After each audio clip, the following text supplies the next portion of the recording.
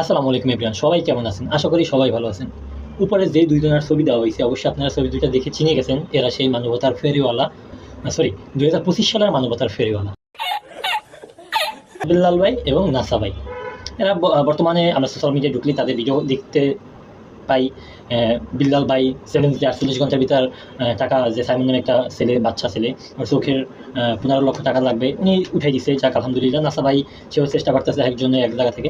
আমার এইগুলো নিয়ে তাদের প্রতি আসলে ভালো লাগা কাজ করে। কিন্তু আরেকটা কথা হয়েছে, এরা শুনতাম বিভিন্ন প্রবাসী ভাইদের কাছ থেকে, বিভিন্ন বাংলাদেশের জনগণের কাছ থেকে টাকা নিয়ে চিকিৎসার জন্য একজনকে টাকা দেয়, যাক আলহামদুলিল্লাহ।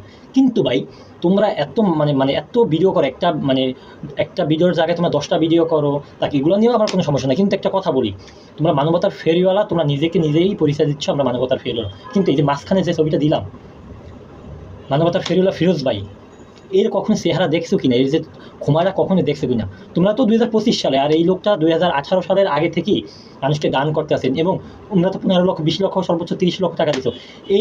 এই লোকটা কারো কাছে টাকা না নিয়েও নিজের অর্থায়নে, নিজে কিন্তু যে কুচিপতি তাও না, কিন্তু উনি কিন্তু তোমাদের থেকেও বেশি টাকা দিছি সবার মাঝে।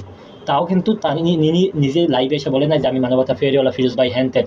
কিন্তু ভাই, যদি দান করার ইচ্ছেই থাকে, ভিডিও করো, ফেস দেখাও, কোনো সমস্যা নাই। কিন্তু তোমরা দুইজন যেরকম শুরু করছো সোশ্যাল মিডিয়ার মধ্যে, কেউ টিকা থাকার মতো সোশ্যাল মিডিয়ার মধ্যে কেউ টিকতে পারতেছে না তোমাদের জন্য।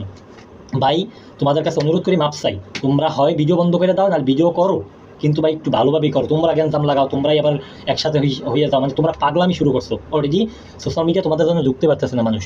তোমরা আসলে, তোমাকে কী কম, তোমাদের দুইজনের দুই দিন 4 দিন রিমান্ডে দিলে তোমরা ঠিক করো।